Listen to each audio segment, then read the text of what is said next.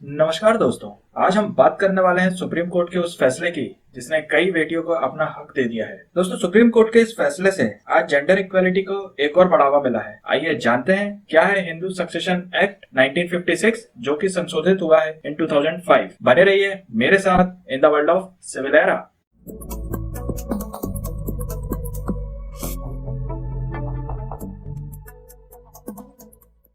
दोस्तों, हाल ही में कई प्रिंट मीडिया ने यह कवर किया है कि सुप्रीम कोर्ट का एक जजमेंट पास हुआ है जिसमें कहा गया है कि पैतृक संपत्ति पर उनकी बेटी का हर स्थिति में समान अधिकार है। आप कई न्यूज चैनल्स के हेडलाइंस भी देख सकते हैं और पेपर्स की फ्रंट लाइन भी देख सकते हैं जिसमें लिखा गया है daughters have equal birth right to inherited property. Supreme court, daughters are special and now they are equal to. दोस्तों, इस जजमेंट से कई बेटियों को न्याय भी मिला है। भारत में पैतृक संपत्ति को लेकर विवाद आज का नहीं है, ये कई साल पुराना विवाद है और इस पैतृक संपत्ति का सही उत्तराधिकारी कौन होगा ये हमेशा से एक सवाल रहा है, क्योंकि कई लोगों का मानना यह है कि पैतृक संपत्ति का असली अधिकारी उसका बेटा ही होता है। परंतु सुप्रीम कोर्ट ने इस जजमेंट को बदलते हुए ये कहा है कि बेटी का हर स्थिति में समान अधिकार बनेगा उनकी पैतृक संपत्ति पर। दोस्तों, जस्टिस अरुण मिश्रा ने एक जजमेंट पास किया है जिसमें कहा है daughter is entitled to equal property right, मतलब एक बेटा और एक बेटी दोनों के पास एक समान अधिकार है उनकी पैतृक संपत्ति को लेने के लिए। ये जस्टिस अरुण मिश्रा का एक पर्सनल स्टेटमेंट है जिसमें उन्होंने कहा है daughter is always a loving daughter for the rest of their life, यानी कि बेटी हमेशा ही बेटी रहती है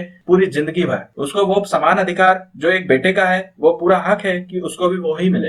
दोस्तों, हिंदू उत्तराधिकारी अधिनियम ये बना था 1956 में, जिसके तहत यह कहा गया था कि किसी भी पैतृक प्रॉपर्टी का उसके बेटे पर पूरा अधिकार है, परंतु बेटी के लिए क्या है ये उसमें कभी क्लियर नहीं किया गया। सुप्रीम कोर्ट के जजमेंट से पहले हमको ये समझना होगा कि ये हिंदू उत्तराधिकारी अधिनियम क्या कहता है। ये एक्ट पारित हुआ था सन 1956 में, जिसमें हिंदू, बुद्धिस्ट, जैन और सिख सबके लिए एक समान अधिकार था और ये कहा गया था कि उनकी पैतृक संपत्ति उनके बेटे को ही मिलेगी। परंतु 5 सितंबर 2005 में इस अधिनियम में एक बदलाव किया गया जिसमें मेजर बदलाव सेक्शन 6 एंड सेक्शन 24 में था, जो कि पारित हुआ 9 सितंबर 2005 में। दोस्तों, इस बदलाव से पहले यह कहा गया था कि बेटा ही अपनी पैतृक संपत्ति का उत्तराधिकारी है। बेटी का अधिकार उनसे छीन लिया गया और ये कभी डिसाइड नहीं हुआ कि बेटी भी अपनी पैतृक संपत्ति का उतना ही उत्तराधिकारी है जितना कि एक बेटा। परंतु इस अधिनियम के बदलाव के बाद 2005 में यह कहा गया कि बेटा और बेटी दोनों के पास इक्वल राइट है कि वो अपनी पैतृक संपत्ति पर पूरा अधिकार जमा सकते हैं। हिंदू सक्सेशन एक्ट 1956 ये कहता है कि सेक्शन 6 एंड सेक्शन 24 जिसमें ये लिखा गया है कि वो अपने पैतृक संपत्ति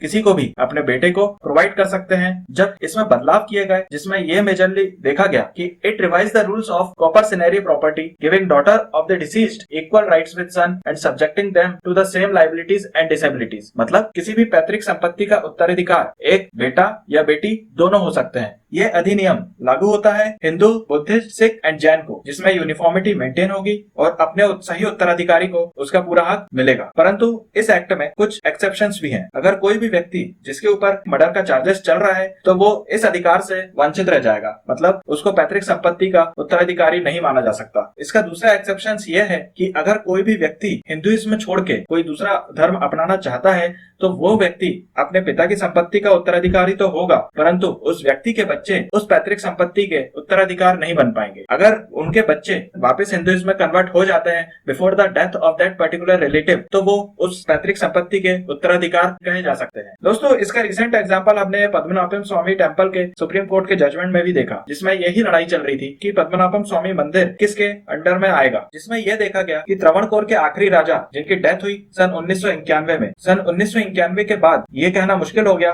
कि इस पद्मनाभम स्वामी मंदिर के सही उत्तराधिकारी कौन है, क्योंकि इस मंदिर का दावा ठोकने वाले आखिरी राजा के एक छोटे भाई थे, उत्तराधाम तिरुनल मर्थांडा वर्मा, जो कि छोटे भाई थे त्रावणकोर के राजा के। वो ये दावा ठोकते थे कि इनका सही उत्तराधिकारी वो ही है और सुप्रीम कोर्ट ने इनकी बात मानी भी और ये कहा गया कि ये पूरा मंदिर का मैनेजमेंट इनके ही अंडर में चलेगा। दोस्तों, हाल ही में सुप्रीम कोर्ट ने क्या जजमेंट दिया? सुप्रीम कोर्ट ने यह कहा कि daughter can not be deprived of their rights of equality confirm upon them by section 6 of Hindu succession act 1956, जिसमें यह कहा गया कि बेटी को समान अधिकार अधिकार है एक बेटे के तरह जिसको अपने पैतृक संपत्ति पे पूरा अधिकार जमाया जा सकता है। दोस्तों सुप्रीम कोर्ट ने यह भी कहा कि since the right in the coparcenary is by birth it is not necessary that the father coparcener should be living as on 9/9/2005। मतलब कि 9 सितंबर 2005 से ही ये पैतृक संपत्ति का अधिकार नहीं माना जाएगा, परंतु इसके पहले भी अगर कोई पैदा होता है तो भी वो पूरा अधिकार रखता है कि अपनी पैतृक संपत्ति को वो हासिल कर सके। दोस्तों ये जजमेंट सुनाया गया था जस्टिस अरुण मिश्रा के द्वारा,